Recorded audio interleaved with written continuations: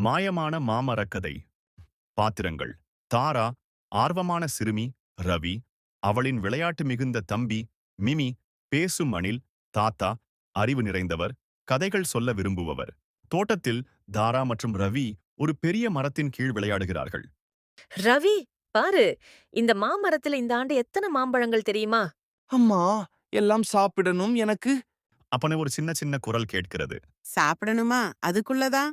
தாரா and Ravi. அதிர்ச்சி. யாரது குரல் அது? நான் தான். நான் மிமி. இந்த மாயமான மாமரத்தின் காவலாளர். மரத்தின் ரகசியம். மாயமா? அப்போ இந்த மாம்பழம் சாப்பிட்டா சூப்பர் பவர் வருமா? அதைவிட நல்லது. ஒவ்வொரு மாம்பழமும் ஒரு சிறப்பான பரிசை தரும். தயவு, துணிவு, சிந்தனை சக்தி போல. ஆனால் அதை நீ சம்பாதிக்கணும். எப்படி சம்பாதிப்பது? மிமி, 3 நாட்கள் தினமும் ஒரு நல்லது செய்தால் மரம் உங்களுக்கு பரிசளிக்கும். நல்ல செயல்கள். விளக்குனர் விருப்பப்படி.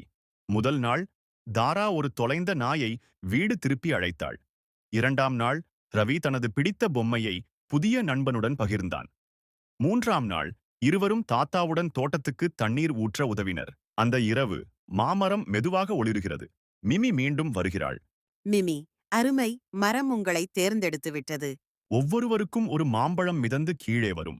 மிமி, தாரா, உனக்கு சிருஷ்டி சக்தி வரும். ரவி, உனக்கு துணிச்சல் வரும். அதை புத்திசாலியாக பயன்படுத்துங்கள். மரம் உங்களை தேர்ந்தெடுத்ததை காண்கிறேன். எப்பொழுதோ இது என்னையும் தேர்ந்தெடுத்தது. உண்மையா, தாத்தா? ஆமாம். இப்பொழுது அந்த மாயத்தை மற்றவர்களுடன் பகிர்வது உங்கள் வேலை. அவர்கள் அனைவரும் சிரிக்கிறார்கள். விண்மீன்கள் மின்னுகின்றன. அவர்கள் அனைவரும் சிரிக்கிறார்கள். விண்மீன்கள் மின்னுகின்றன. நல்ல செயல்கள் மட்டும்தான் மாயங்களை உருவாக்கும். மரங்களிலிருந்து மட்டுமல்ல, உங்கள் இதயத்திலிருந்தும்.